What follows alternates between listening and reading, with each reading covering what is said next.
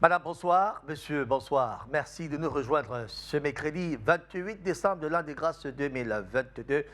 Nous amorçons forcément les derniers jours de l'année 2022 et ça sera avec regard sur les communes.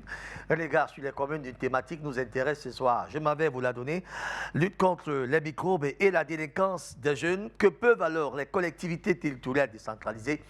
La question fondamentale devrait donc faire l'objet de réflexion 90 minutes chrono avec nos invités déjà sur, on va dire, sur place. Tous nous viennent du Sénégal d'ailleurs. Permettez-moi de les présenter.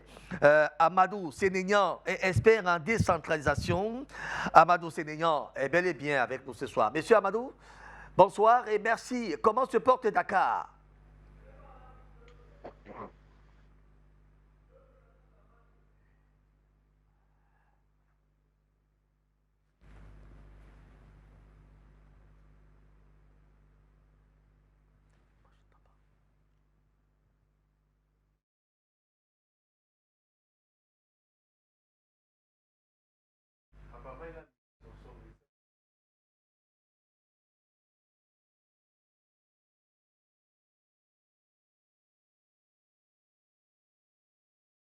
On a un problème de son là avec M. Amadou.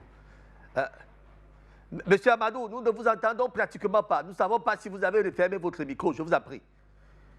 Essayez de désactiver votre micro. Vous m'entendez? Monsieur Amadou, je vous ai dit tout à l'heure de rester calme et surtout de vous concentrer. Vous m'entendez maintenant? Oui, je vous entends très voilà, bien. Ne bougez plus, restez tel que c'est là, je vous en prie. Voilà, j'étais en train de vous dire bonsoir et je prenais les nouvelles du Sénégal. Oui, je vous disais qu'il fait un peu froid à Dakar. La météo nous a annoncé 2 journées de fraîcheur. Les gens ont pris leur prédisposition. C'est un peu calme, il fait beau temps. Pour les collectivités territoriales, c'est le moment de voter les budgets et durant les 10 derniers jours du mois de décembre sont pratiquement consacrés à l'examen et à l'adoption des budgets des collectivités. Parce qu'il y a un programme au Sénégal qui impose, au-delà de la loi, qui impose aux collectivités territoriales d'adopter leur budget au plus tard le 31 décembre. Faute de quoi, ces collectivités qui sont dans le programme appelé PACASEN ne bénéficieront plus de la subvention de l'État. Donc, c'est pourquoi ils sont dans une course-poursuite avec le temps pour pouvoir adopter leur budget avant le 31 décembre. Nous sommes dans ce contexte-là. Très bien, merci beaucoup. C'est votre première prise de parole. À côté de vous, vous avez votre compatriote. Il est également un expert en décentralisation, Baba Ndiaye. Il est d'ailleurs ancien président du conseil départemental de Kaolack. C'est une région là-bas au Sénégal. Ambassadeur africain pour le coaching territorial, d'ailleurs, une distinction qu'il aurait reçue au Kenya lors, je crois, de la 9e édition des Africistides. D'ailleurs, il nous en dira d'ailleurs mieux tout à l'heure. Baba Ndiaye, bonsoir et merci de nous rejoindre aussi.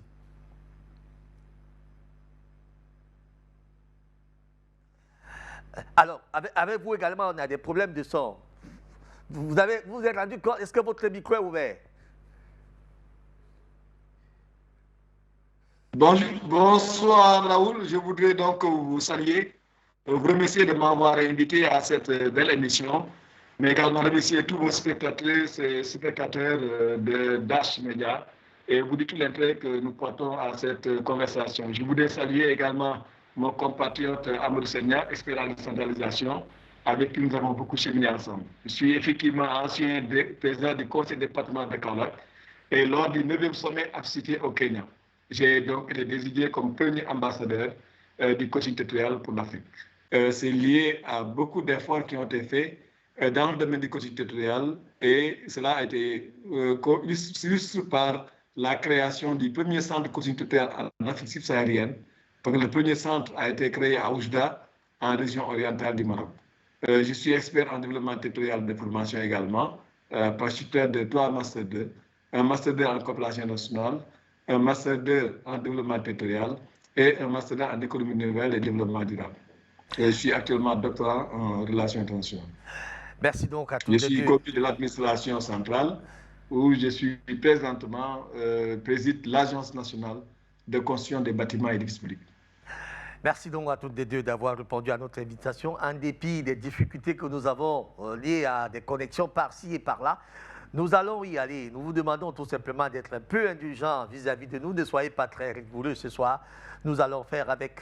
Alors, je vous suggère, très chers panélistes, de suivre avec beaucoup d'attention ce premier élément que je m'en vais mettre à votre portée. Il s'agit là, forcément, de la délinquance juvénile qui prend des proportions inquiétantes à Libreville. C'est au Gabon que nous avons choisi cela.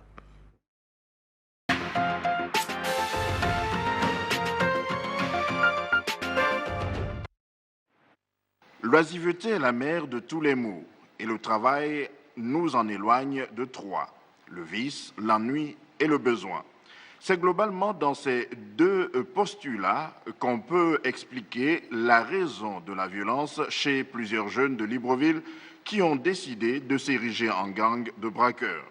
L'absence de loisirs, des occupations saines et le chômage, sans oublier l'exclusion du système éducatif et la démission parentale, l'appât du gain facile, pourraient également être les principales raisons, certes pas suffisantes, pour appréhender le phénomène galopant de la violence urbaine chez de nombreux jeunes, lesquels jeunes sont à la portée de la consommation de stupéfiants. Aborder la question sous le prisme de la sanction est certes nécessaire, mais exige qu'on attaque d'abord le problème à la racine. Pour ce faire, tous les acteurs impliqués dans la lutte contre la délinquance, qui bien souvent conduit à des situations regrettables comme de meurtres à l'arme blanche ou à l'arme à feu, se concertent pour prendre des mesures préventives et coercitives. L'État, la famille, les populations, les associations, les éducateurs de toute nature, tous doivent monter au créneau et faire chacun son travail pour briser la léthargie qu'on observe actuellement face à la violence des gangs de braqueurs.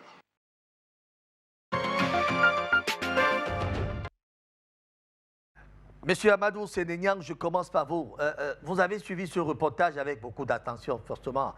Essayons d'examiner un peu les causes sociétales de ce phénomène de délinquance. Je voudrais appeler des microbes de délinquance qui semblent déjà prendre de l'ampleur. On a vu ce reportage de Libreville qui démontre à suffisance que cela prend effectivement de l'ampleur. Au Sénégal, vous vivez certainement cela aussi.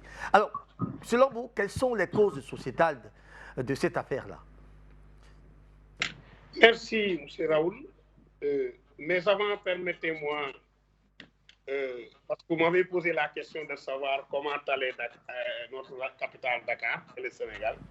Mais je voudrais vous remercier. Et je ne peux pas être au Cameroun sans avoir une pensée à Jean-Pierre Elombassi, qui est le secrétaire général de l'ensemble des collectivités africaines et dont le siège est basé à Rabat, qui nous a beaucoup marqué dans notre parcours. Je salue aussi le maire de Tiang et la mairesse de Pouma, qui m'ont particulièrement marqué, que j'ai rencontré un peu partout dans le monde.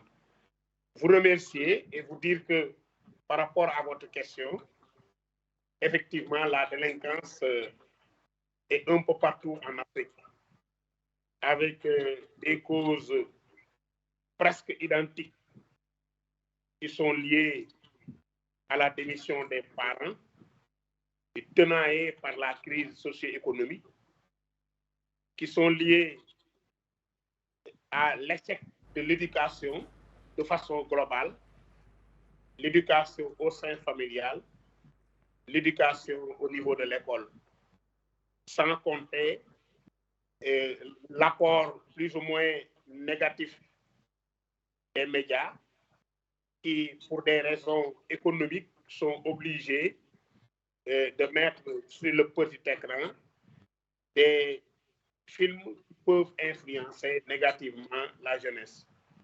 Et je souligne avec beaucoup de désolation aussi l'impact négatif des réseaux sociaux sur l'éducation des enfants.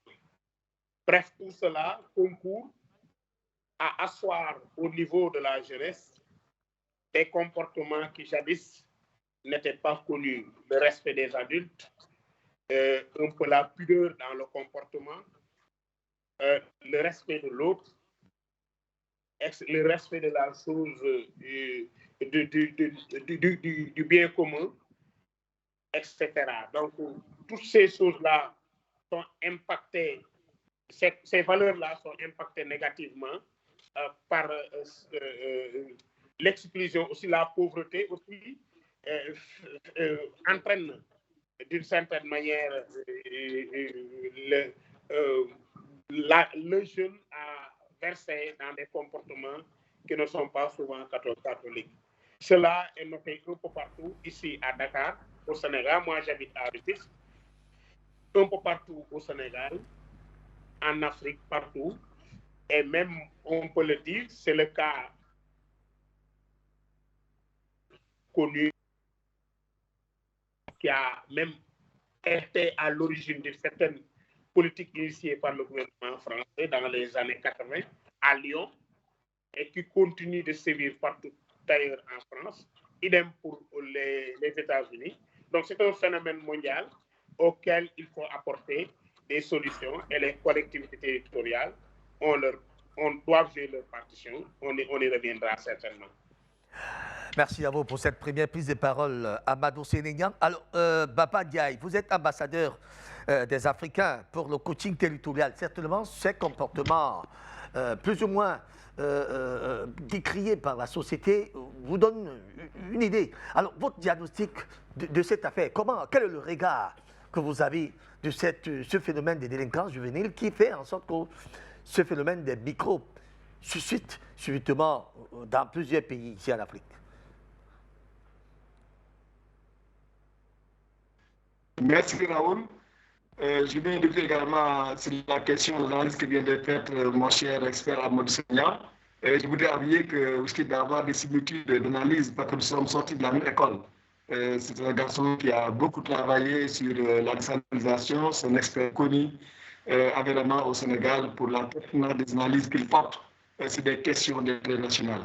Je voudrais également, encore une fois, avant de répondre à la question, revenir sur votre média, Dash Media, qui est en train de jouer un rôle extrêmement important. Aujourd'hui, on sent plus camerounais, on sent gabonais, on sent sénégalais.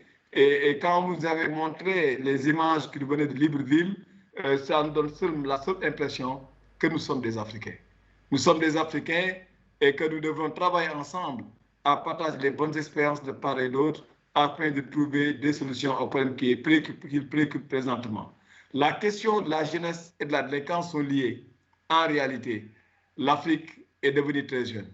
Si dans les années 60, quand nous prenions nos indépendances, il n'y avait pas une population aussi importante, de plus en plus que nous avançons, les besoins deviennent beaucoup plus importants. La crise s'est installée et beaucoup de pays ont eu des difficultés pour avoir toutes les conditions requises pour assurer un bon encadrement de notre jeunesse. La plupart de nos pays ont pratiquement plus de 50% de moins de 25 ans. Au Sénégal, c'est 70%. Cela montre que nous avons une population extrêmement jeune et qui a des besoins, qui a des exigences. Et cela se confronte contradictoirement avec la mondialisation, avec les libertés, avec le développement des numériques et des réseaux sociaux. Ce n'est plus dans les temps anciens où il faut avoir l'information, il faut écouter la seule radio nationale qui existait, il faut avoir un journal, mais nous avons aussi une interaction de réseaux grâce à la mondialisation et au développement de l'informatique et des numériques qui fait qu'aujourd'hui, les enfants ont accès à d'autres cultures, ils ont accès à d'autres comportements, ils ont accès à d'autres révolutions qui font que maintenant, lorsque leur État n'arrive pas à avoir tout l'arsenal institutionnel possible pour assurer un bon encadrement des enfants, lorsque la crise sociale fait en sorte que le jeune cultivateur ne reste plus dans le monde rural parce qu'il n'y a plus de culture, ils vont partir en ville. Lorsque les parents partent et laissent la famille sans encadrement, c'est plusieurs raisons qu'on peut citer qui peuvent être la cause de la... On constate aujourd'hui qu'il y a beaucoup de jeunes qui s'adonnent à la délinquance et c'est lié à l'insuffisance de notre encadrement institutionnel, mais également à l'encadrement au niveau familial, et il revient à l'État de prendre des dispositions. Au Sénégal, en tout cas, on peut y revenir, mais des dispositions importantes ont été prises pour faire face à ce fléau, qui autant est en train de poser problème en Libreville, mais j'avoue également que nous l'avons dans nos grandes banlieues dakaroises, nous l'avons dans nos régions, où les jeunes, ceux qui sont dans les banlieues, viennent des régions intérieures grâce à l'exode, parce qu'ils n'ont pas beaucoup de choses à faire, et cela montre que nous avons besoin d'encadrement. Et des initiatives ont été en tout cas prises au Sénégal, et on peut revenir dans le débat pour voir un peu quel doit être le rôle des communes par rapport à ce fléau extrêmement important et dangereux, parce qu'une jeunesse qui fait de la délinquance, ça nous donne demain une bonne partie de la population sans éducation, sans métier, sans morale, sans éthique, sans patriotisme, et cela sont des freins importants pour le développement territorial. Très bien. Alors, après cette première prise de parole, permettez-moi d'aller rapidement pour montrer un autre reportage. Ce reportage-là, celui-ci nous vient du Bénin. On parle de cette violence en milieu scolaire. Cette violence en milieu scolaire, les élèves qui frappent leurs enseignants. Ça, on va voir cela. C'est un reportage qui nous vient du Bénin. On suit avec beaucoup d'attention.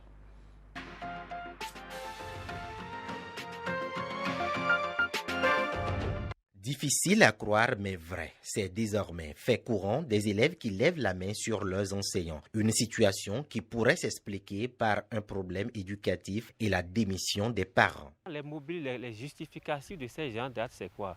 Vous savez, il y a le problème de communication au niveau des familles. Les parents d'aujourd'hui n'ont pas le temps, la famille n'est plus la famille d'alors, donc on ne communique pas, on ne parle pas avec les enfants et les enfants développent une aptitude d'auto-éducation. Vous voyez, ils font dans la déviance, ce qui n'est pas bon. Et aussi, certains enseignants aussi qui ne font pas preuve de professionnalisme. Des enseignants qui n'arrivent pas à influencer positivement leurs apprenants. Des enseignants qui font peut-être qu'ils vont chercher les filles qui sont des copines des élèves. Vous savez, c'est des questions qu'on ne parle pas, mais qui peuvent amener les élèves à aller à cette dérive. Malgré les conséquences qui découlent de ces actes conduisant parfois à l'exclusion de l'élève de tout établissement d'enseignement public, il est nécessaire que chaque acteur du système éducatif joue convenablement son rôle pour endiguer le mal. Ces situations déplorables, ce n'est pas des situations vraiment déplorables. Il faut que les parents soient vraiment... Désormais, j'invite alors les parents à plus de responsabilité, à communiquer à la maison avec leurs enfants. Vous voyez, et les enfants aussi, à suivre vraiment les conseils des parents. Et les enseignants maintenant, les invite à faire beaucoup de professionnalisme, à faire de leadership, influencer positivement, faire preuve de bonne gouvernance de la pédagogie et être aussi parents à l'école, pour éviter ces actes qui dénaturent effectivement la vie éducative dans notre pays. Il est opportun que l'élève respecte son enseignant qui, dans son rôle d'éducateur, est à l'image du père et de la mère. De la même manière qu'il est inadmissible que l'enfant lève la main sur ses parents, c'est de cette façon qu'il lui est interdit de lever la main sur son éducateur.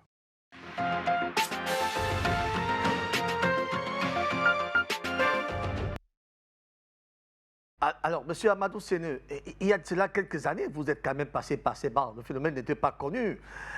En votre temps, vous n'avez pas connu ces élèves qui, de temps en temps, agressaient les enseignants. Aujourd'hui, ça devient monnaie courante. Au Sénégal comme au Cameroun, au Gabon, un peu partout, on voit, on vit cela.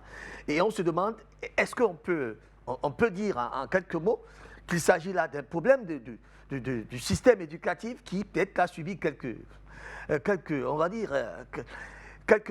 quelques changements au point où on a dû évacuer ce qui faisait encore la morale là, de ces jeunes élèves aujourd'hui. Est-ce que les systèmes éducatifs peuvent être à l'origine de tout cela ou tout simplement les comportements des enseignants?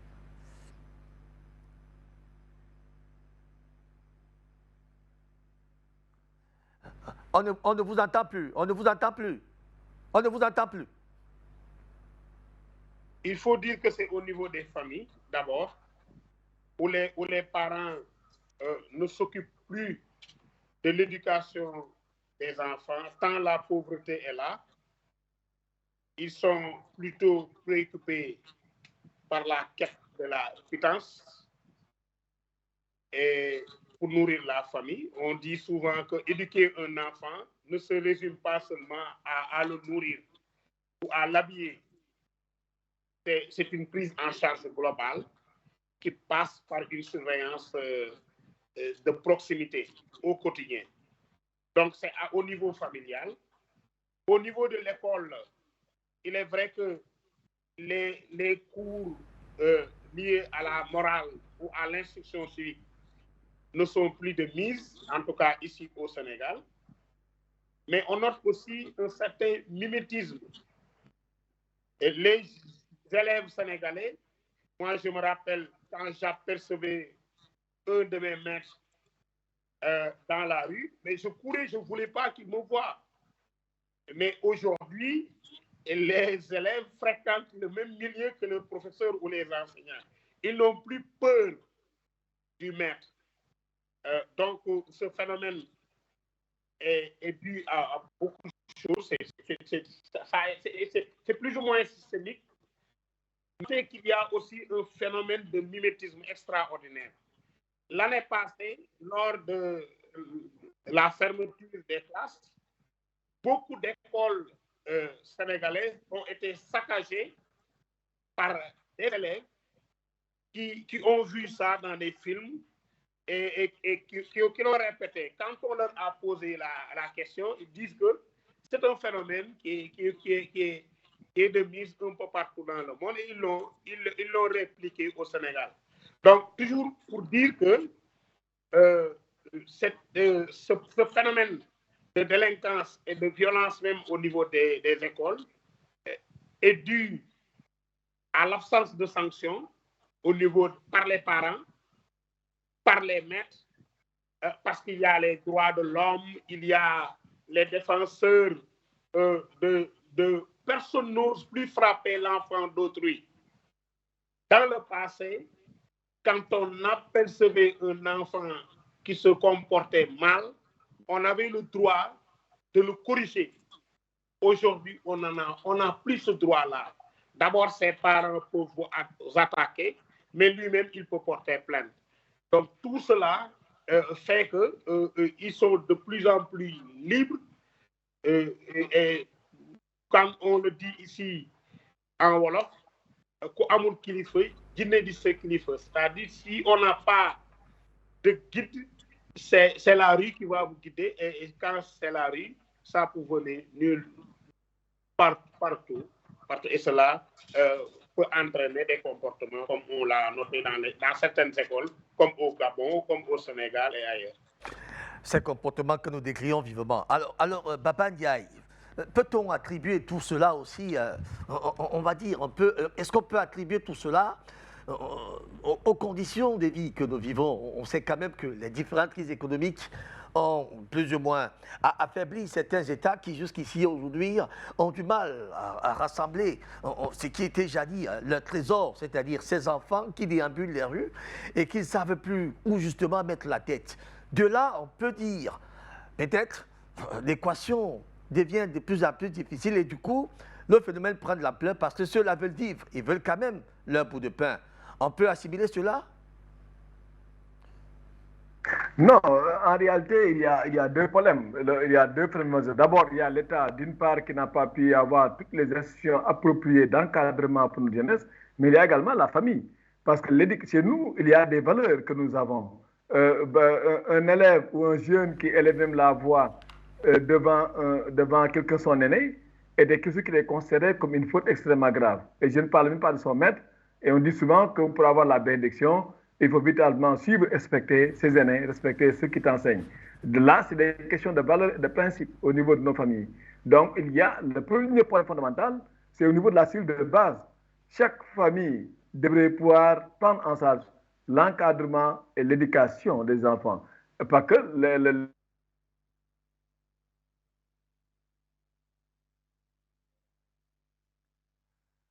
Alors, mais on a perdu le son, des petits problèmes de réseau.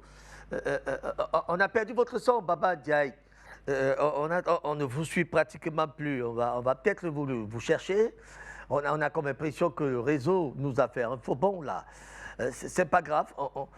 Peut-être avant de revenir à vous, Baba Diaye, pour cette autre prise de parole, permettez-moi de vous proposer maintenant ce décryptage. Je vais vous proposer ce décryptage. On a parlé il y a un instant de déviance. Dans ce reportage que vous avez suivi tout à l'heure, on a évoqué cette expression de déviance. Le décryptage, lui, il va nous dire ce que c'est qu'une déviance et une délinquance. C'est un décryptage que je vous propose de suivre avec beaucoup d'attention.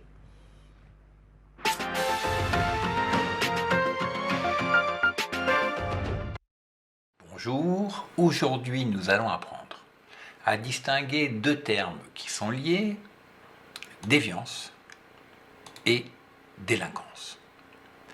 Tout d'abord, la déviance. Il s'agit d'une attitude qui s'écarte des normes, c'est-à-dire des règles sociales de la société en vigueur.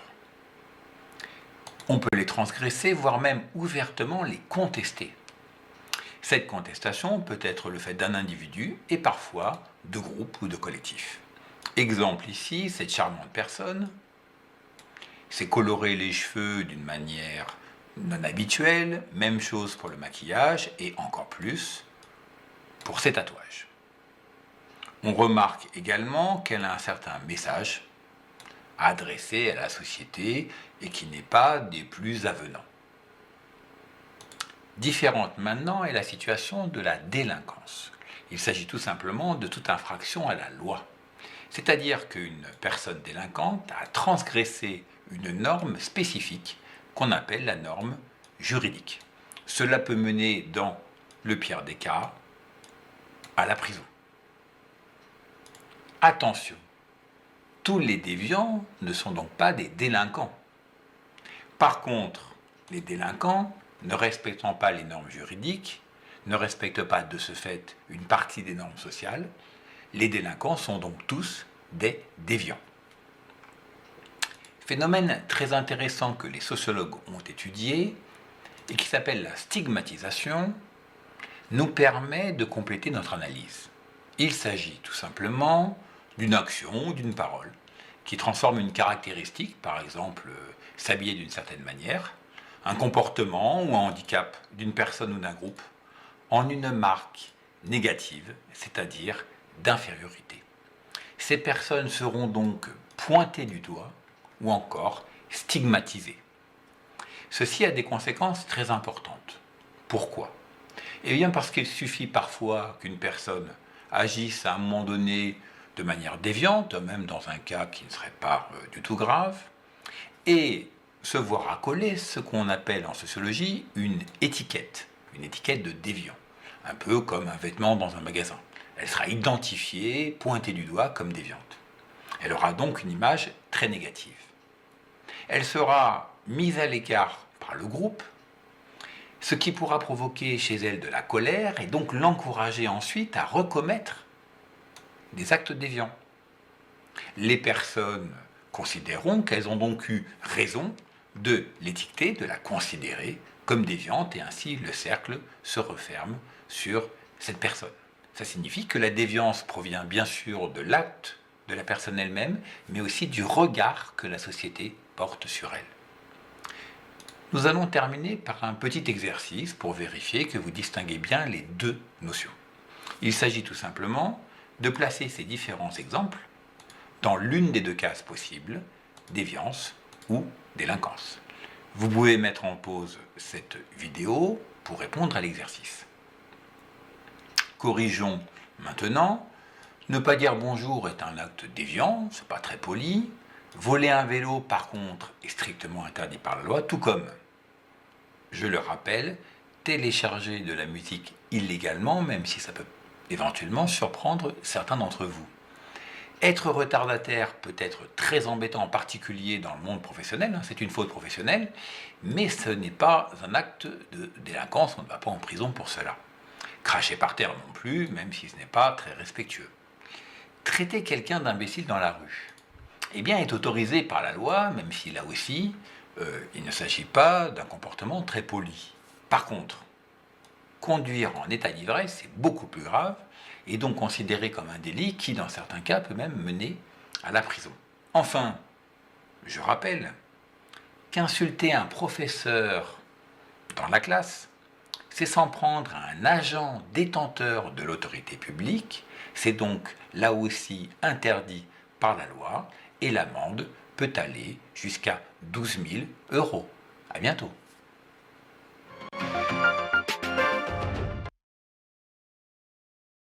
Espérons que vous avez bien compris, tout au moins, la nuance que nous pouvons dégager de l'expression déviance à celle des délinquances. Est-ce que Baba Ndiaye est encore en repérage? S'il est là, effectivement. Baba Ndiaye, vous aviez la parole tout à l'heure lorsque le réseau nous a fait ce faux bond. Je vous prie de poursuivre dans cette lancée.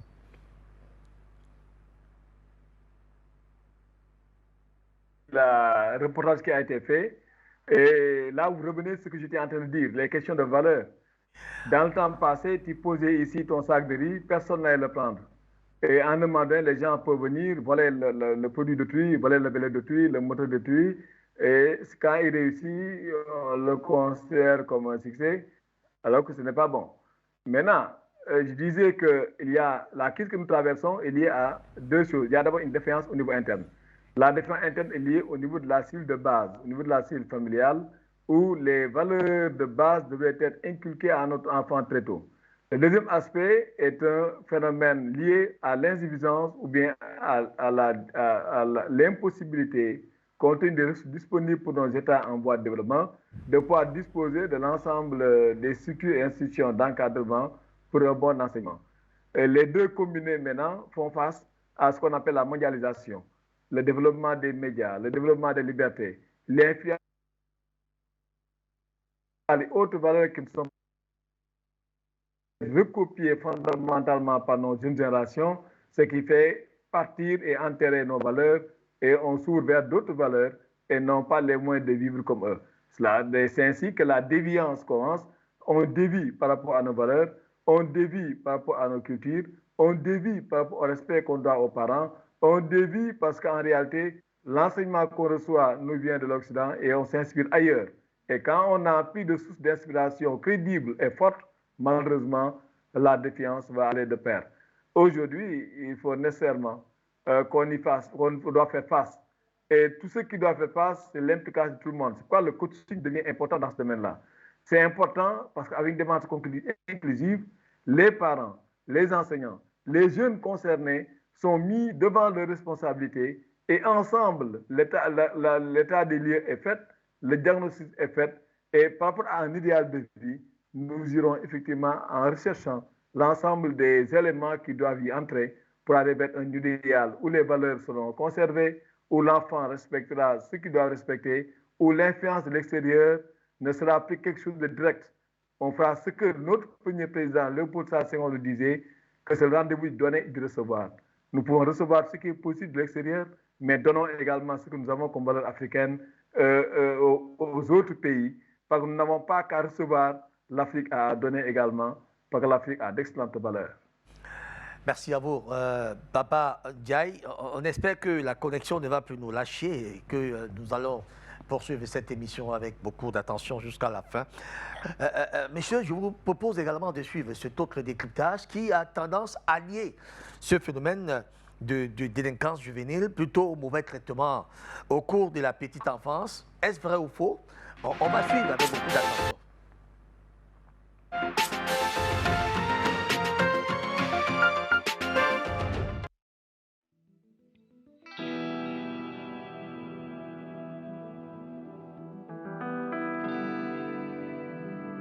Nous savons qu'il existe un lien entre la maltraitance des enfants et la criminalité juvénile. Mais que nous dit la recherche?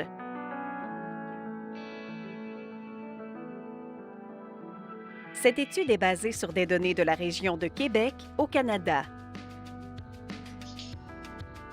L'institution responsable de la protection de l'enfance est la même que celle qui est responsable de la justice pour les jeunes. Il est donc possible de les suivre à travers le système.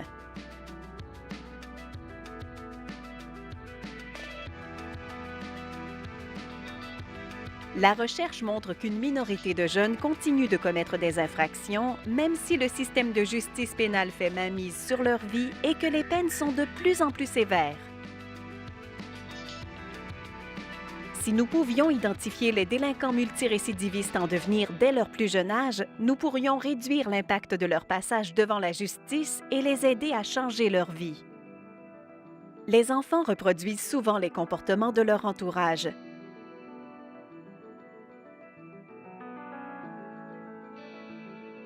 Le rapport confirme que les jeunes commettent souvent les mêmes infractions dont ils ont été personnellement victimes. En outre, la moitié de tous les délinquants a également été victime de maltraitance. Ils sont donc déjà connus des agences de protection de l'enfance. Grâce au profilage de l'étude, nous pouvons démontrer les liens entre la délinquance juvénile et la maltraitance des enfants. Nous devons mieux comprendre ces liens pour mieux soutenir les jeunes, mais aussi consacrer plus de temps au travail proactif avec les plus jeunes pour les empêcher de s'engager sur cette voie. Ce n'est pas facile lorsque les conseillers sont déjà surchargés de travail et que les ressources sont limitées, mais nous devons adopter une approche préventive si nous voulons briser la chaîne.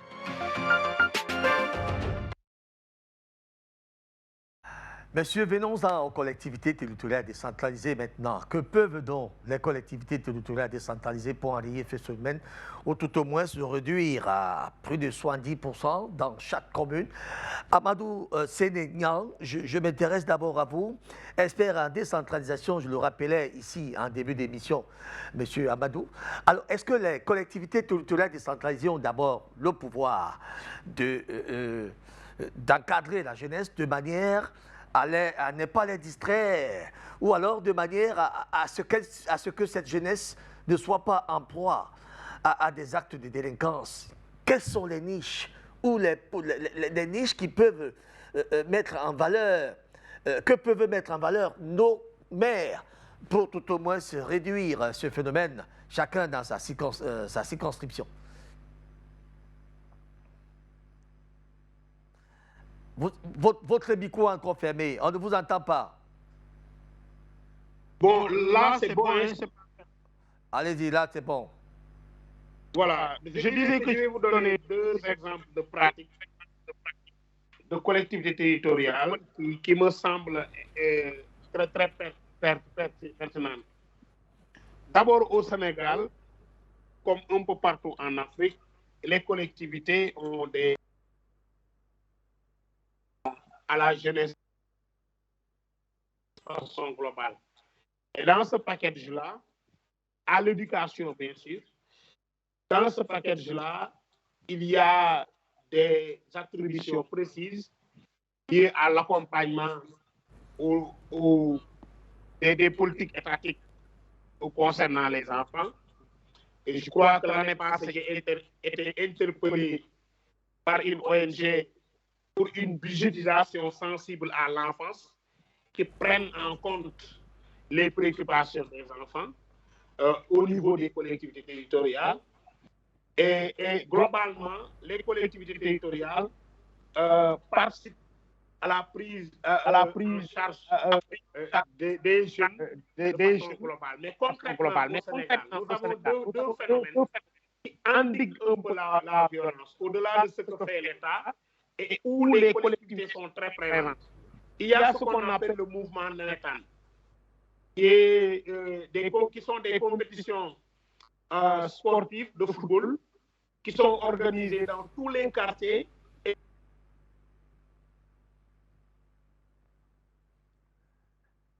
Alors, avec ce dynamisme extraordinaire, cette mobilisation des jeunes pendant les vacances, participe à la sensibilisation, à l'éducation, à la citoyenneté, par des investissements humains, par des activités éducatives, culturelles, lucratives, ludiques, etc.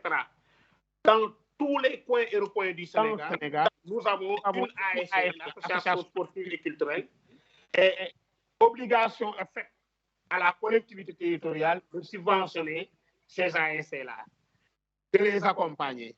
Cela est fondamental. Et d'ailleurs, les collectivités territoriales s'appuient sur ces ASC pour un peu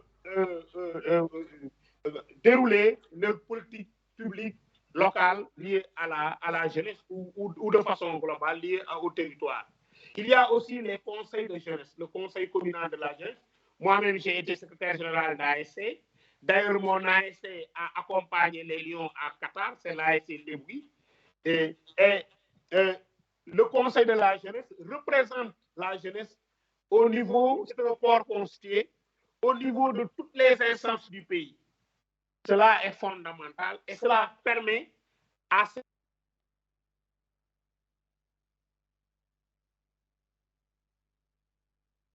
c'est un dispositif très, très important. Il y a aussi la lutte sans frappe, la lutte avec frappe, qui permet, parce que la violence, la délinquance, c'est une sorte d'expression d'une certaine frustration, d'un certain malaise, d'une certaine injustice qu'on voudrait combattre, etc. Et ces cadres-là, que ce soit le navétane dans le football, la lutte avec le lamp, constituent des cadres d'expression de cette fougue-là. C'est aussi des cadres d'accompagnement, d'encadrement, d'éducation de ces jeunes et d'orientation. Et c'est pourquoi aussi les collectivités territoriales apportent leur soutien par la réalisation d'infrastructures, par l'appui à l'organisation de compétitions au niveau des navétanes et au niveau des lampes, par des subventions. Cela est fondamental et ça permet aussi aux collectivités territoriales de passer par ces instances-là pour faire passer son message. C'est un exemple très, très pertinent au Sénégal, si on regarde de près. L'autre exemple que j'ai vu à Compiègne, beaucoup, parce que là, nous avons un ami en commun, Baba Ndiaye, il s'appelle Omar Ba, il est adjoint au maire, et il s'occupe de la politique de la ville, du relogement, etc. Au mois d'août, quand je l'ai rencontré, j'étais fortement attiré par les médiateurs communaux, qui constituent un relais important de la ville de Compiègne auprès de la jeunesse compiègnoise. Tous les jeunes délinquants de Compiègne, parce que c'est une ville fortement habitée par la diaspora africaine, et ils sont à l'origine de pas mal d'actes de violence et de délinquance. Et la commune a utilisé des médiateurs qui sont choisis parmi les personnes plus ou moins adultes de la communauté africaine installée à diaspora et qui développent une certaine pédagogie citoyenne, qui développent une communication assez convaincante, qui sont des frères, qui sont des oncles, qui sont des papas à ces jeunes qui s'adonnent à des pratiques de violence. Et ajouter à cela l'appel aux adultes, aux anciens. La mairie fait appel aux anciens pour qu'en cas de violence notoire, qu'en cas de face-à-face entre ces délinquants et la police, que ces adultes s'interposent pour dire aux enfants, pour dire à la jeunesse, nous sommes vos papas, nous sommes vos grands-parents, il faut arrêter cela. C'est un exemple très séduisant, mais aussi qui recoupe ici au Sénégal l'utilisation des badjanouko, qui sont rien d'autre que, si on traduit littéralement, c'est la tante du quartier, c'est la mère du quartier. Donc c'est une dame qui peut parler avec toutes les générations, les jeunes, les femmes. Et c'est une sorte de relais aussi qui permet pour les programmes de l'État liés à la maternité, liés à l'utilisation de la planification familiale, de porter un discours acceptable et audible par les femmes et les plus jeunes. Elle permet aussi, cette badjanouko, cette tante du quartier, d'être un peu une médiatrice entre l'enfant délinquant et ses parents. Des fois, le courant ne passe pas, le message ne passe pas entre le parent et l'enfant. L'enfant n'a pas la possibilité de leur dire ce qu'il pense. Et s'il est approché par la tante du quartier, il y a de fortes chances que la compréhension et la communication soient rétablies. Et tout cela est fait avec l'apport de la collectivité territoriale qui, pour la plupart, prennent en charge un peu ces badiens en les de formation, gestion de conflits, mais aussi en leur donnant toutes les informations qui pourraient les aider à approcher les jeunes et à endiguer ce phénomène de violence. Alors, Baba Diaye. Mais Baba, on n'est pas de la même école, c'est mon maître. Je voulais le saluer, je ne l'ai pas encore fait. Et c'est mon maître, on a cheminé ensemble, mais j'ai toujours appris à ses côtés. Très bien. Il va certainement me compléter. Très bien, M. Amadou Sénéniang. Alors, Baba Diaye, à suivre le déroulement de M. Amadou, on a comme impression qu'il s'intéresse davantage à cette jeunesse scolarisée, les étudiants, les élèves. Que faire donc de ceux qui sont dans la rue, qui n'ont pas de toit? Parce que là aussi, je ne sais pas si ces jeunes ne sont pas concernés par la collectivité territoriale décentralisée. Dans son déroulement, on a comme impression que c'est une jeunesse triée, on va dire triée dans l'OTA, qui est concernée par tout ce qu'il nous a dit tout à l'heure. Les mairies, qu'est-ce qu'elles font? Ou alors, quel est le pouvoir qui est le leur d'entretenir également cette jeunesse qui déambule les rues, d'autant plus qu'elle est d'ailleurs en majorité celle qui est concernée par cette délinquance juvénile. Alors, dites-nous un peu. Merci. Je voudrais rectifier Amadou Senia, qui est un des éminents experts qui fait notre fierté au Sénégal. Donc, même si j'ai devancé un peu dans l'école, aujourd'hui, c'est un expert reconnu.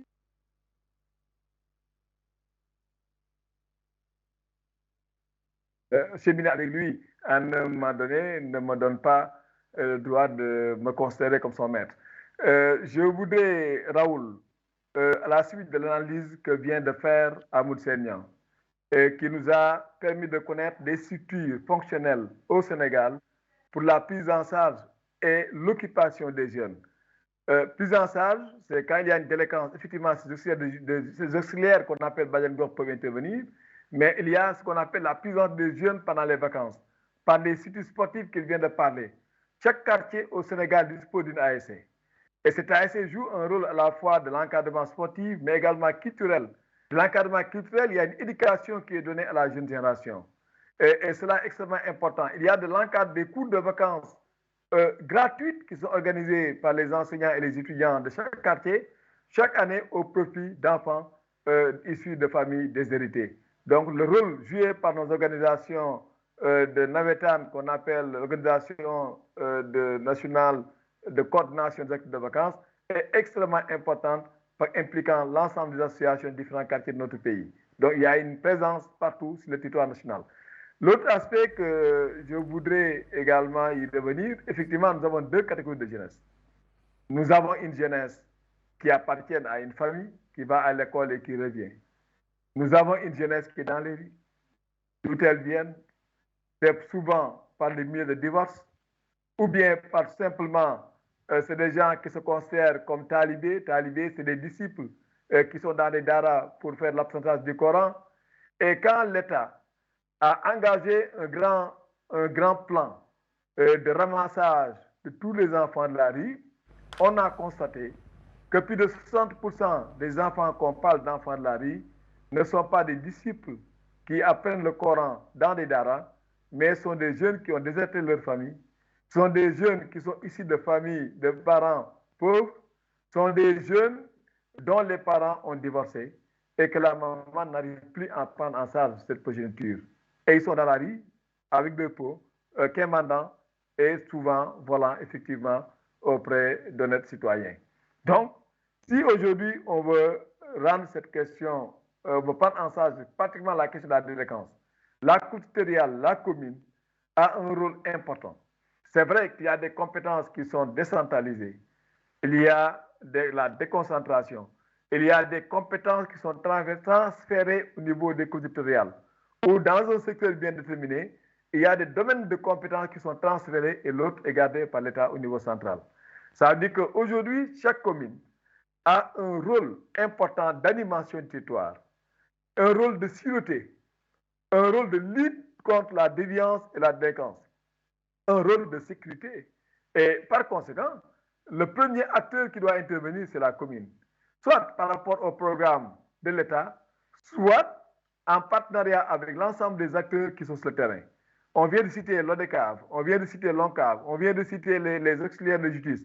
Mais la mise en place ou la construction de centres d'insertion revient à la commune.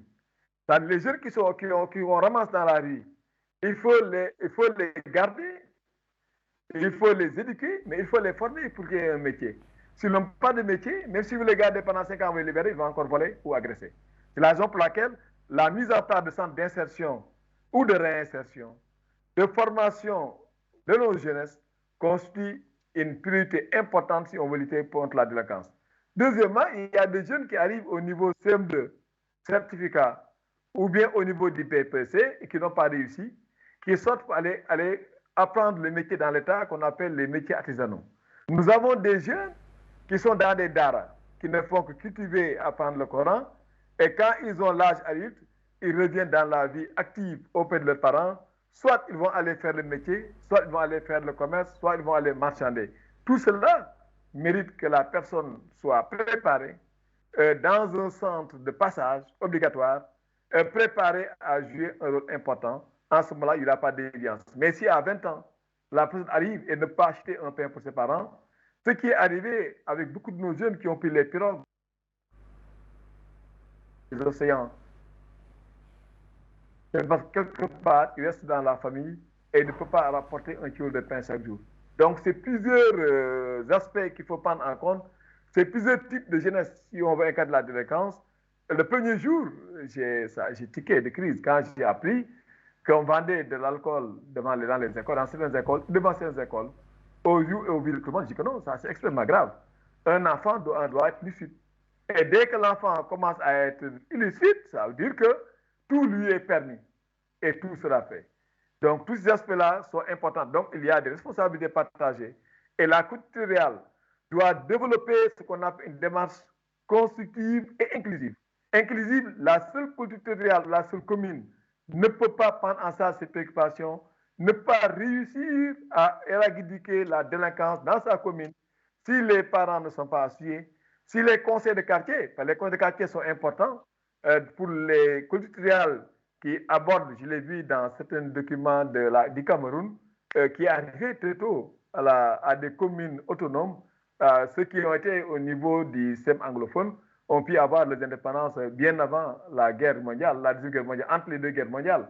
Et depuis 1941-42, on a vu des communes de plein exercice au niveau du Cameroun, au niveau donc de la partie francophone. Ça veut dire que donc les communes ont fonctionné de façon plus ou moins autonome depuis très longtemps au Cameroun.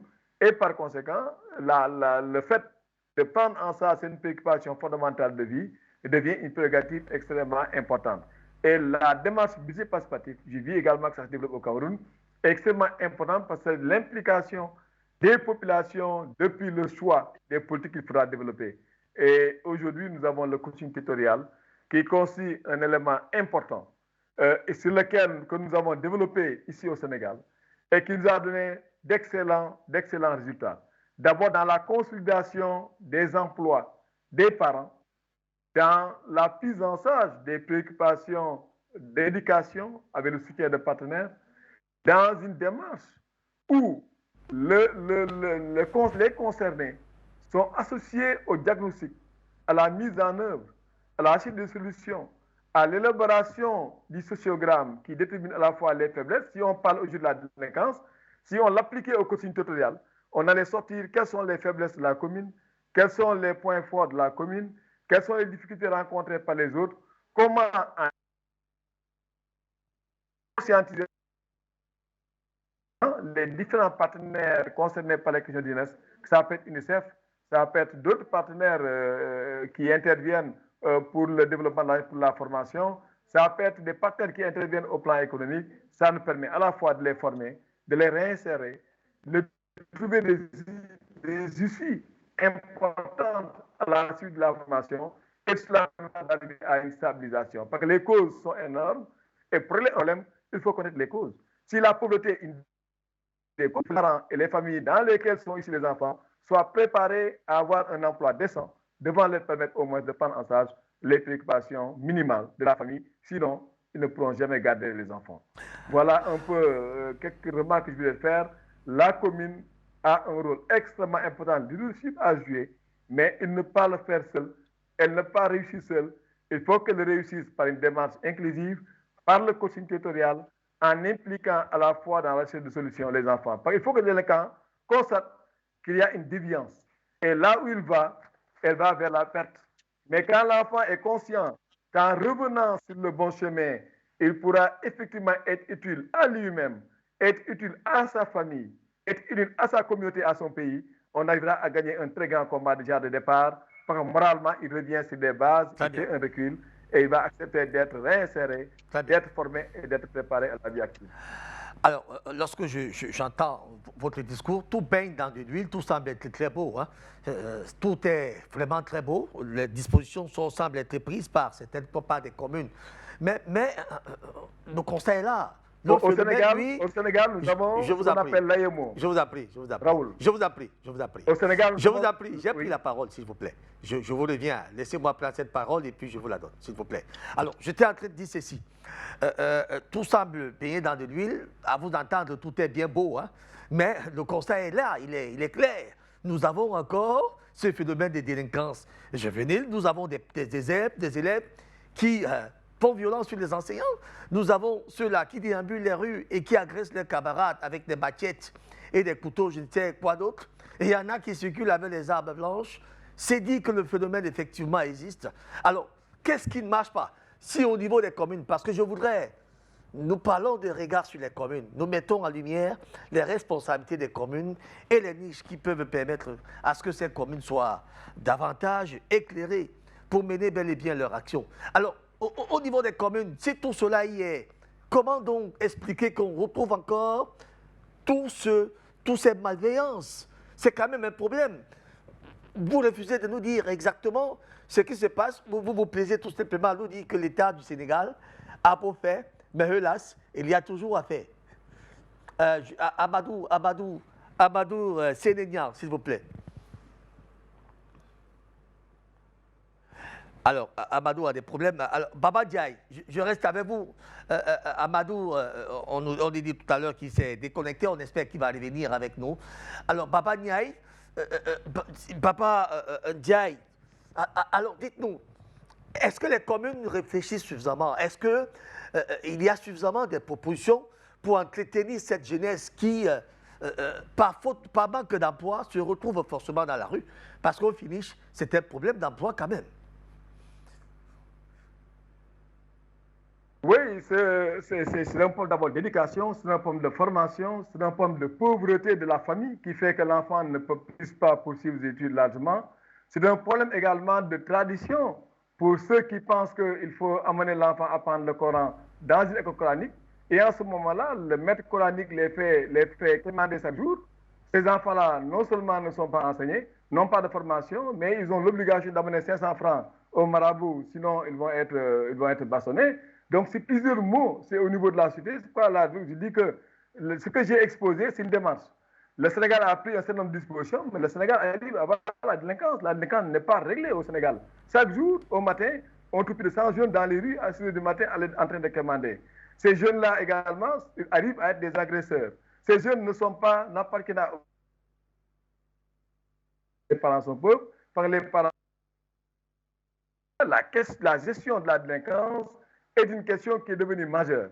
La démarche que j'ai donnée, nous l'avons utilisée et nous avons eu des résultats, mais les résultats n'ont pas réussi à résolver la délinquance dans nos pays. Au Sénégal, dans le premier projet que j'ai eu en tant que président de département en 2014, c'est la création d'un centre aux métiers artisanaux. Les gens m'ont dit que, mais pourquoi aux métiers artisanaux? J'ai dit que oui, parce qu'il y a beaucoup de jeunes qui sont formés dans le tas, qui sont formés dans les ateliers, qui n'ont pas pu avoir le niveau scolaire qui les permet d'aller dans des centres de formation professionnelle mis en place par l'État. Ils sont des milliers de personnes qui ont besoin d'être encadrées. J'ai utilisé le coaching territorial, appliqué à des filières, et qui m'ont permis de prendre en charge une bonne dose de jeunesse. Je donne un exemple. La filière sel à Kaolack, qu'on appelle l'or blanc. C'est un père de famille qui va faire le sel, la culture du sel marin, mais en partant, c'est toute la famille. C'est le père de famille, c'est son épouse, c'est ses enfants. les enfants qu'on utilise pour la suivi de la famille ne pourront pas exceller à l'école. Ils ne pourront pas suivre régulièrement les cours parce que la plupart du temps, ils vont aller faire le travail avec leurs parents.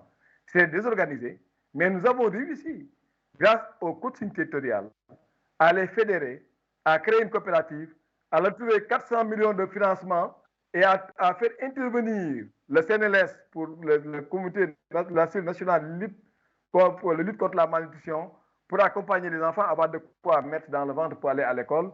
Et cela a permis de sauver des enfants de leur scolarité. C'est pourquoi je dis que cette démarche est importante. Maintenant, auprès de la couture territoriale, l'État du Sénégal a pris un certain nombre de dispositions qu'on appelle les AEMO. Les AEMO, c'est actions éducatives en milieu ouvert, qui permet également de résoudre un certain nombre de problèmes. Mais l'État et ses services, nous l'avons dans nos 14 régions du Sénégal, ne peut pas réussir si les coutures territoriales, si les communes et si les acteurs sociaux ne sont pas là pour gérer et trouver une solution à la délinquance que nous vivons dans nos territoires africains, dans nos communes et nos banlieues. La commune doit prendre l'initiative en tant que maire, mais il faudrait que l'ensemble des acteurs de la société civile soient associés à cette démarche. Il faut que l'enfant délinquant lui-même soit associé pour une meilleure prise de conscience lui permettant de vouloir cheminer vers des issues beaucoup plus heureuses, beaucoup plus nobles et beaucoup plus responsables que de rester dans la rue et vivre demain en prison. Voilà donc la raison pour laquelle je dis que le schéma que je pose, c'est des schémas pour lesquels nous l'avons appliqué dans un nombre de secteurs et cela a donné des résultats importants. Mais cela ne veut pas dire que la délinquance est complètement résolue. Nous avons des tas de délinquances qui sont têtues ici à Dakar que dans nos propres régions, avec des jeunes dont l'issue n'est pas souvent sûre. C'est les écoles coraniques ou bien c'est des jeunes de la rue qui ont dressé leur famille, qui ont quitté l'école, pour lesquels également la plupart les parents sont soit pauvres, soit ils ont divorcé, et les enfants-là doivent aller chercher de quoi mettre dans la famille. Et finalement, ils vont finir par être des délinquants, ils vont finir par voler, ils vont finir par agresser, et cela, c'est extrêmement dangereux pour une société. Alors, lorsque je vous entends, vous parlez de l'État du Sénégal, vous parlez des initiatives personnelles, mais vous ne dites pas ce que la commune concrètement a fait, ou bien vous ne citez pas une commune. Non, l'initiative personnelle. Je vous en prie, je vous en Raoul, prie. c'est en Je vous en prie, je vous en prie. élu. Soufflez que je parle, s'il vous plaît. C'est un échange. Donc, lorsque vous avez la parole, vous constatez que je vous laisse aller jusqu'au bout. Donc, lorsque je la reprends, laissez-moi vous le lancer, je vous en prie.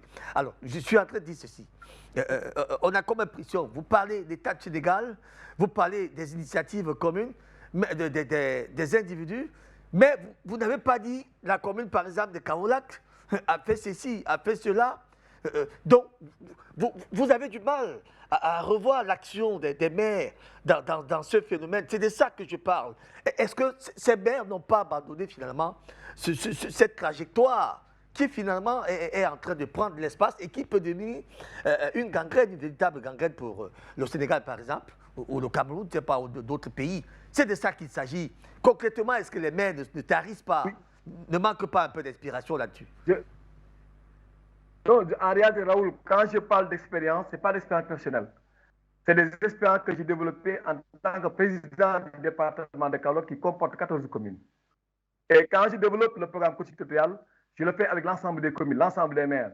Par exemple, quand j'ai trouvé une solution à la filière sel, c'est tous les maires des communes qui ont été impliqués dans cette dynamique et qui ont pris des résolutions, qui ont affecté des espaces, qui ont fait de l'aménagement pour permettre à ces producteurs de pouvoir développer des activités. C'est pour dire que les expériences ne sont pas personnelles, elles constituent une expérience de coaching territorial départemental qui regroupe 14 communes au niveau de mon département, le département de Kaolack. Et ces initiatives dont je vous parle ont été primées par le ministère des cultures territoriales du Sénégal dans le cadre du PEL qu'on appelle le prix d'excellence du chute local que nous avons remporté 4 fois. Le dernier, je viens de remporter, je viens de recevoir le trophée il y a cela quelques jours. C'est pour dire que ce sont des initiatives de culture territoriale du département qui travaillent en connexion avec des communes qui nous ont permis de développer plusieurs programmes permettant civil. Nous avions eu beaucoup de jeunes qui n'ont pas eu d'état civil, qui n'ont pas eu d'extrait de naissance.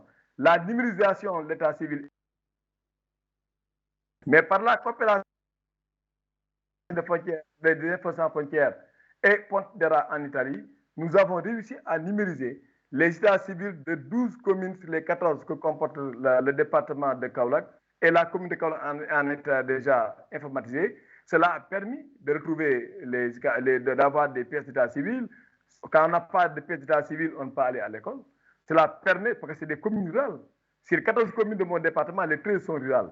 Cela permet également à des gens d'avoir une carte d'identité nationale, de pouvoir faire la formation, de pouvoir faire le métier, de pouvoir se déplacer. Cela est extrêmement important également pour nous. Donc, soyez assurés, M. Raoul, que quand je parle d'expérience, ce n'est pas d'expérience professionnelle, mais c'est surtout d'expérience de notre commune, de notre département Kaolack, qui a vu abriter le premier centre de coaching territorial en Afrique subsaharienne, donc l'Afrique au sud du Sahara. Et cela grâce à une coopération multi-acteurs que nous avons signée avec la Région orientale du Maroc, cité et gouvernement locaux unis d'Afrique, mais également Éco-Communication, qui est un organe belge d'appui au développement. Et en quittant, j'ai laissé un programme d'utilisation de femmes depuis 2 milliards d'euros.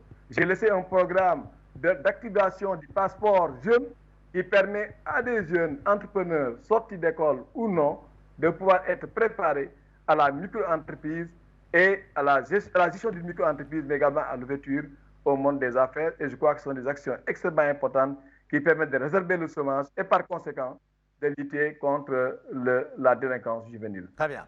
Alors, est-ce que nous avons repéré encore Amadou Sénégnan? Il est encore avec nous ou bien nous avons de la peine à l'avoir? Est-ce que vous pouvez m'informer rapidement si Amadou Sénégnan est avec nous?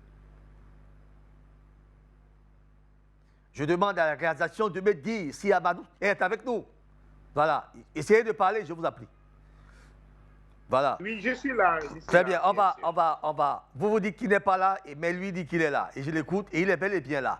Mais avant de le prendre, donc, nous allons suivre encore cet autre décryptage.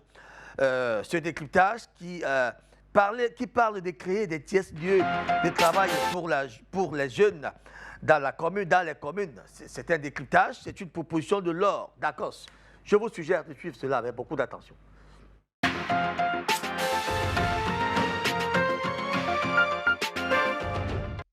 C'est de faire des tiers-lieux dans chacune des communes, des endroits de co-studying, co-études, en prenant en fait les locaux des associations culturelles, sportives qui sont non utilisées en ce moment, pour permettre aux jeunes de se retrouver, bien sûr en respectant les distanciations sanitaires, mais pouvoir étudier ensemble, discuter, avoir des moments de convivialité, et je pense que c'est ce qui manque le plus aux jeunes actuellement. Ça serait très facile de pouvoir communiquer sur les infos des communes, de dire qu'il y a tel ou tel endroit dans telle ou telle ville, des endroits où ils peuvent s'inscrire pour qu'il n'y ait pas trop de monde et pouvoir avoir ces moments de convivialité et surtout d'être ensemble. J'espère d'une semaine à l'autre avoir un feu vert du gouvernement. Et à ce moment-là, je pense que le plus simple, ça sera des informations relayées par la commune en question en disant qu'ils ont tel ou tel endroit pour pouvoir accueillir les étudiants qui le souhaitent.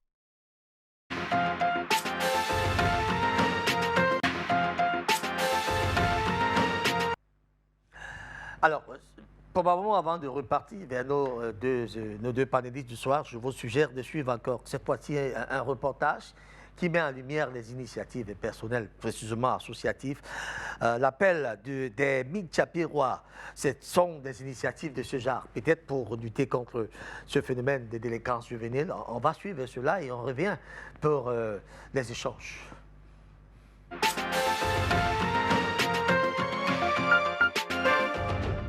Ils sont plus d'une centaine à répondre présent à l'appel de l'association Bassivo de Mtsapéré pour dénoncer, mais aussi pour mobiliser l'opinion publique face à l'insécurité indescriptible actuellement avec son lot quotidien de violences et de crimes.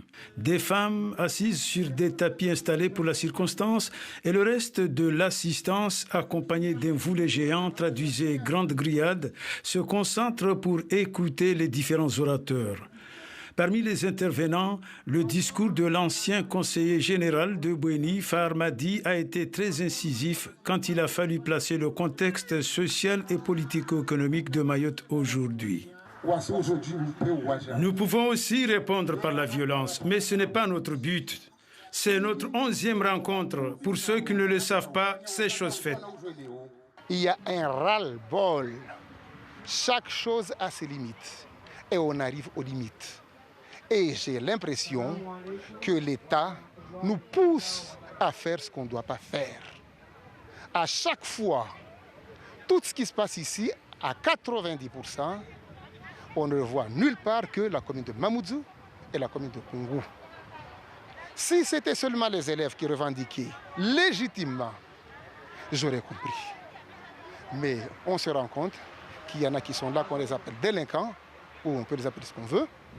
Ils sont là à détruire les gens, à détruire les biens des gens, à déstabiliser cette île.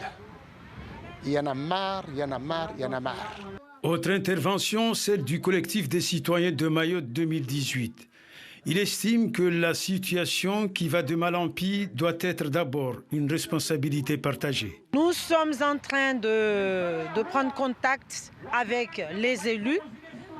Ce n'est pas encore fait pour tous les élus, mais nous avons déjà commencé à prendre contact. Nous sommes en pourparlers permanents avec le préfet pour que justement on puisse trouver des solutions à ce phénomène de violence, mais aussi à d'autres problèmes, notamment celui des transporteurs, celui des pompiers et d'autres problèmes qui gangrènent notre département. Même s'il s'agit ici d'un appel pressant à une prise de conscience collective, les initiateurs de ce rendez-vous dominical sont persuadés que c'est en multipliant ce genre de rencontres que la société pourra réellement tenir compte de la gravité de la situation. La situation s'est tellement dégradée à Mayotte que maintenant il faut faire quelque chose. Donc on a décidé de faire appel à tous les citoyens qui sont ici et qui sont dans notre situation, c'est-à-dire qui ne sont pas bien tranquilles, qui ne vivent pas bien ici à Mayotte. Mayotte est à feu et à sang, Mayotte abandonnée, ou Mayotte la risée de l'État, ou encore les Mahorais ne se laisseront jamais avoir, pouvait-on entendre par-ci par-là durant ce rassemblement. Face à une telle inquiétude, difficile de trouver une réponse en ce moment avec toujours un niveau d'insécurité de plus en plus incontrôlable.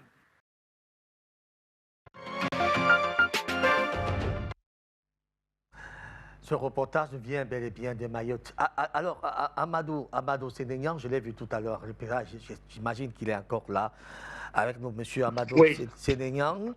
Alors, je suis bien là. Alors, avez-vous l'impression que les maires ont déjà tout exploré en termes de niches d'emploi, parce que il y a cette jeunesse qui n'est pas partie à l'école, qui est en proie à ce type de phénomène. Et très souvent, il faudra rapidement voir comment les contenir. Et on sait que ce phénomène prend de l'ampleur dans des surfaces telles que les communes. Et là, les maires doivent absolument chercher des solutions à ce type de problème. Alors, est-ce qu'il y a des niches, vous avez raison. Des niches qui peuvent être explorées? Allô? Oui, allez-y, allez-y. Oui, vous avez raison de dire qu'il y a une certaine timidité dans la réaction des autorités locales. Il est vrai que ce que Baba est en train de développer prouve en réalité que, on dit souvent que l'oisiveté est la mère de tous les vices. Et sa stratégie va dans le sens justement d'occuper les jeunes. Et cette stratégie, elle ne court pas les rues au Sénégal. Effectivement, il y a des cadres classiques comme ce qu'on a dit, liés aux activités culturelles, sportives et citoyennes. Il y a aussi ce qu'on pourrait appeler un peu les maisons de la jeunesse. Pas plus tard qu'hier, le président de la République en a parlé au sud-est du pays, où il organise un conseil des ministres décentralisé. Il a rappelé la nécessité de construire des maisons de la jeunesse et de la citoyenneté, comme un peu les tiers-lieux dont il a parlé. Et cela n'est pas effectif dans toutes les communes. Moi, en 1996, je suis élu local. Il n'y a pas à proprement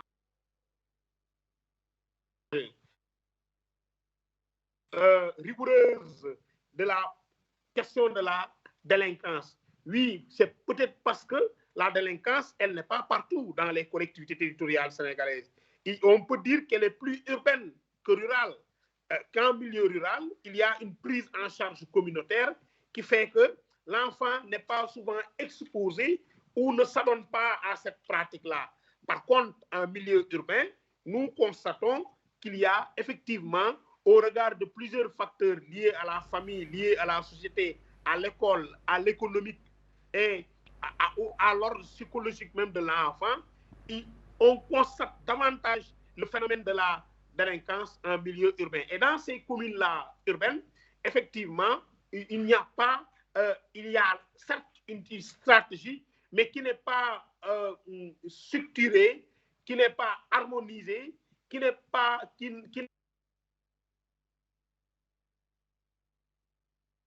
financiers nécessaires qui permettent une prise en charge réelle. Ces investissements pouvaient aller dans le sens indiqué par Baba, c'est-à-dire au plan économique, les préparer à disposer d'un métier pour s'activer et gagner leur vie. Ça peut aussi aller dans le sens, comme je l'ai indiqué tout à l'heure, les tiers-lieux, la stratégie de campagne. Dans tous les cas, il faut une stratégie multi-acteurs. Cela veut dire quoi? La commune à elle seule, effectivement, doit être leader dans cette affaire. Mais elle ne faut nécessairement de la famille, une mobilisation, pas que seulement de la famille, mais une mobilisation de la communauté. Cela me semble fondamental. À cela va s'ajouter justement une mobilisation stratégie. Il y a les maisons de pénitence pour insertion et de réinsertion sociale. Il y a toute une stratégie développée par l'État, mais qui n'est pas toujours suffisante. Il faut nécessairement une démarche multi-acteurs où la commune doit être au centre. Ce que vous avez constaté et qui est réel, c'est que la délinquance, il faut davantage une harmonisation des interventions parce qu'il y a beaucoup d'ONG qui luttent contre cette délinquance juvénile. Il y a ce que l'État fait, il y a ce que les parents, à leur niveau individuel, parce qu'au niveau familial, essaient de régler, qui n'est pas toujours suffisant, mais il faut une démarche multi-acteurs, concertée, qui permet justement de mettre la collectivité au cœur et avec les investissements qui seront faits par la construction d'infrastructures de prise en charge de ce phénomène-là, par l'organisation d'activités génératrices de revenus par ces jeunes qui pourront justement s'émouvoir, par l'organisation d'activités socio-éducatives qui leur permettra d'avoir une insertion beaucoup plus acceptable. Tout cela mérite justement que l'on remette la collectivité au centre de la stratégie de règlement de ce phénomène-là. Comme du reste, l'a tenté et réussi Baba. Récemment, pas mal de jeunes ont reçu à travers le centre de coaching territorial de Kaolack leur parchemin. Cela est une réalité.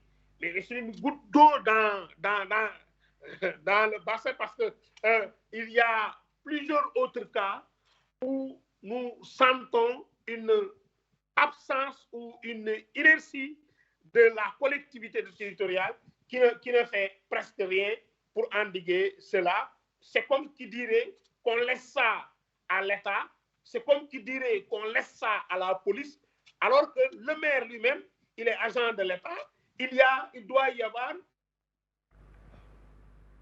une collaboration. La police d'État et la collectivité territoriale. Cette collaboration, elle n'existe pas toujours partout au Sénégal. Effectivement, le maire communique, mais dans la stratégie de ce phénomène il n'y a pas une certaine collaboration où la collectivité est au centre. Effectivement, ce qui se fait est fait par la police. Ce qui se fait est fait par l'État. On souhaiterait davantage que les collectivités territoriales se l'approprient et en complicité, en collaboration avec l'État, avec la police d'État, avec les familles, avec les communautés, parce qu'il y a les organismes communautaires de base, on a parlé des ASC, on a parlé des conseils communaux, il y a les identités remarquables comme les Badjanogor, les imams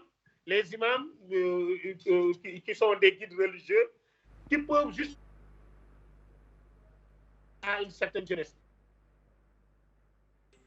Ces bandits eux-mêmes, parce que moi j'ai vu le président Abdoulaye Wade derrière le palais de la République descendre au bas fond, là où les enfants qui ont fugué se tairent la journée et que nuitamment ils sortent pour agresser les gens.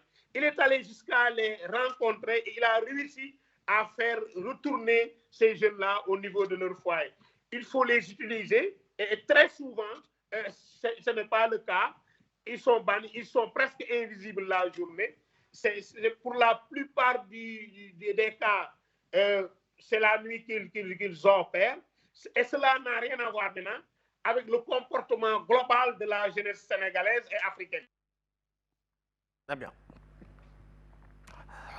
Très bien. Monsieur Mohamedou, monsieur Amadou Sénénia. Il y a un peu les agressions comme les bandits de grand chemin qui sont de mise. Donc, il y a une pluralité, une multiplicité de formes de délinquance que nous voyons. Et pour chaque forme de violence, il faut une stratégie appropriée où, je le pense, je le crois, la collectivité doit la stratégie.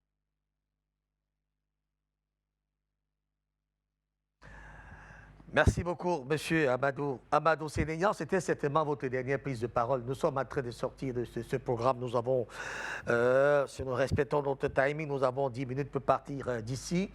Alors, monsieur Baba Diaye, vous avez suivi tout à l'heure. On voudrait engager la responsabilité des maires sur ce phénomène. Ne dites pas que tout est beau, tout est bien. Il y a certainement encore des niches à déplorer, à explorer. Alors, je voudrais comprendre, quelles sont selon vous d'autres niches que peuvent nous explorer les maires maintenant pour contenir ces jeunes encore qui perdurent dans ce mauvais sens. Merci. Ce qu'on peut dire au maire, d'abord, le maire a une responsabilité de la politique et de l'animation de tout son territoire. Et dans ces conditions, suivant l'option prise par le maire, qui est le premier magistrat d'une commune, avec son conseil municipal, il faudrait que dans le démarche, dans la philosophie, qu'il s'engage à réserver une place importante dans la lutte contre la délinquance juvénile. Je dis que c'est un point d'option. Il faut que le maire est élu par des populations et il a l'option, c'est à lui de choisir d'option, on ne peut pas lui imposer une option de lutter contre la délinquance juvénile, mais s'il a fait une option, ce qu'on lui conseille, c'est de préparer un plan pour que les à Libreville ou à Dakar, diffèrent, les causes peuvent différer.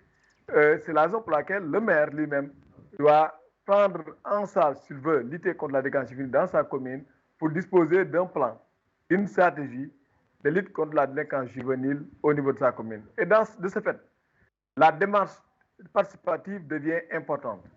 C'est de repérer tous ceux qui ont un rôle important à jouer, que cela soit de la société civile, des acteurs économiques, des acteurs de la formation, ceux qui encadrent les jeunes eux-mêmes. Il faudrait que l'ensemble de ces acteurs qui peuvent jouer un rôle important dans la résolution de ce phénomène puissent être associés dans la démarche par rapport à l'élaboration de la stratégie, je veux dire même dans l'aire sectorielle de lutte au niveau de la commune, par rapport à la mise en œuvre du programme, à son évaluation pour déterminer à la fois les faiblesses et les points forts, pour repartir ces nouvelles, parce que ce n'est pas un problème qui va se régler en une année ou 2 ou 3 ans. Donc il est important que si le maire a un plan de 3 ans de lutte contre la délinquance, au bout de 3 ans, que les acteurs puissent se réunir pour évaluer et voir un peu la situation du phénomène et partir sur de nouveaux pieds. Mais deux concepts sont importants. La démarche budget participatif et la démarche coaching territorial sont importants. Parce que là, on ne s'impose pas, on n'impose pas le problème, mais les gens qui s'engagent doivent tous être d'accord sur le procédé qu'il faudra utiliser pour arriver à résoudre la délinquance. Il faut nécessairement s'inspirer également, et c'est ce qu'on appelle dans la décentralisation, les maires les plus intelligents, au-delà des ressources, voient un peu ce que l'État fait. Et dans le cadre de la territoriale des politiques publiques, ils peuvent s'inspirer et utiliser beaucoup de ressources en provenance de l'État, mettre en exergue également l'ensemble des programmes de l'État, lutte contre la délinquance juvénile, qui peut être également par une base de convergence aller vers sa commune et ça permettra nécessairement d'influer de façon positive sur la recherche de solutions ou la résolution de façon importante et peut-être plus tard définitive du phénomène de la délinquance juvénile. Mais c'est un point de tout le monde et tous les acteurs doivent être associés, comme le disait tout Amadou Seignan. Il faut une démarche multi-acteurs et c'est dans multi-acteurs nécessairement il faut que l'ensemble des personnes, la société civile qui sont internées pour le faire. C'est la raison pour laquelle je pense pertinemment que l'implication des populations par le budget participatif, mais également le plus approfondi par le coaching territorial qui mobilise l'ensemble des acteurs d'un secteur donné pour élaborer, mettre en œuvre, évaluer une situation bien déterminée, constitue des voies importantes. Mais le premier acteur, le leadership, il est joué par le maire, mais pas lui seul, avec son conseil municipal et ses services. Très bien. Merci à vous. Donc, voilà un peu de façon résumée, Raoul, ce que je voulais dire. Merci à vous, Baba Ndiaye. Mais également dans les banlieues des pays européens. Je disais il y a un instant, merci à vous, Baba Ndiaye. On va donc se séparer avec cet élément que je vous suggère de suivre.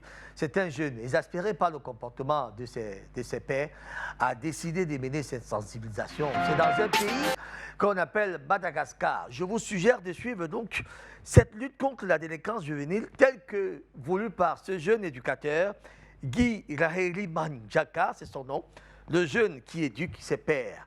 Suivez avec beaucoup d'attention.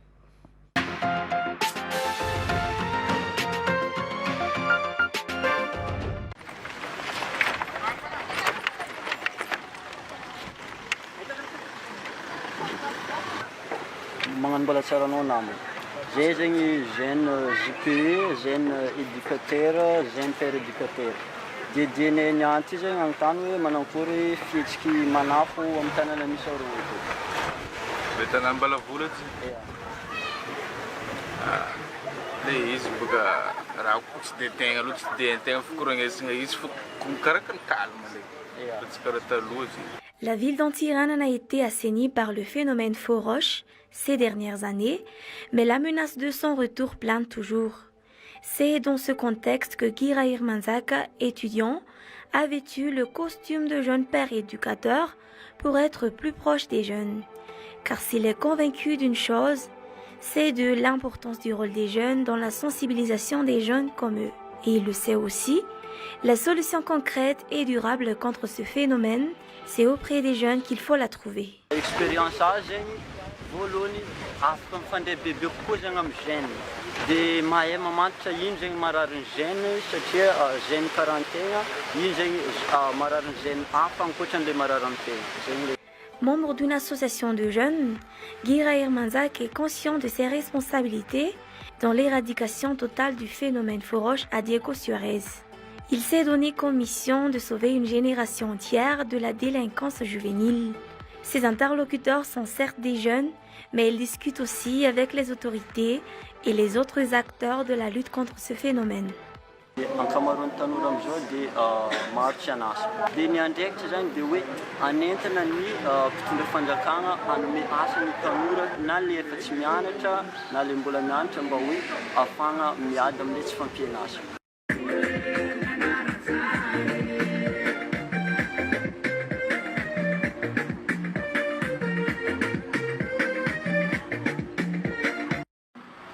Eto amin'ny tapitanàgnan'ny Mbalavola nandray zay mifanentina teto atsika.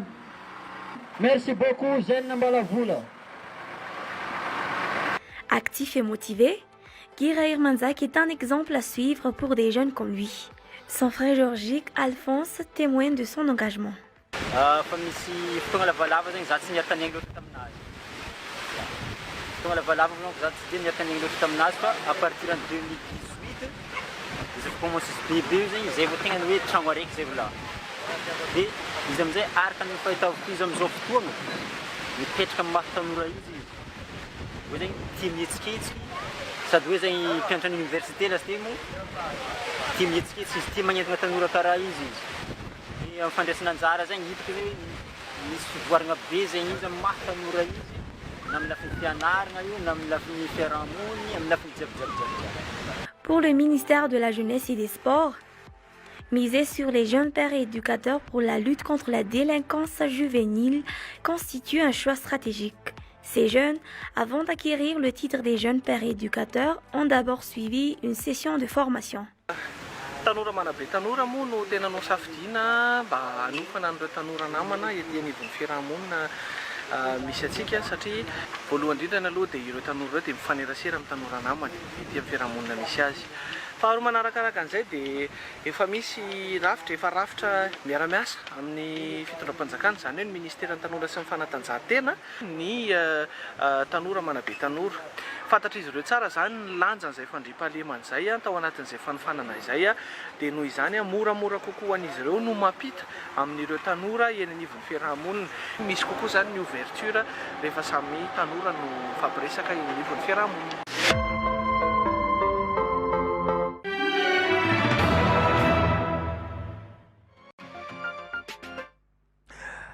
Lutte contre les microbes et la délinquance des jeunes, que peuvent donc les collectivités territoriales décentralisées?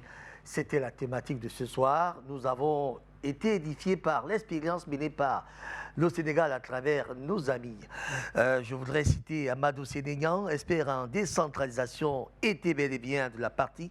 Baba Diaye, ancien président du conseil départemental de Kaolack, une région d'ailleurs au Sénégal, ambassadeur africain pour le coaching territorial. Tous deux nous ont suffisamment édifiés sur la notion de décentralisation là-bas au Sénégal et davantage dans cette portion que nous avons choisie ce soir, notamment la lutte contre les microbes, les délinquances et la délinquance des jeunes. L'expérience du Sénégal, je vous disais, nous a beaucoup édifiés et certainement beaucoup prendront également ce cas comme étant un cas école.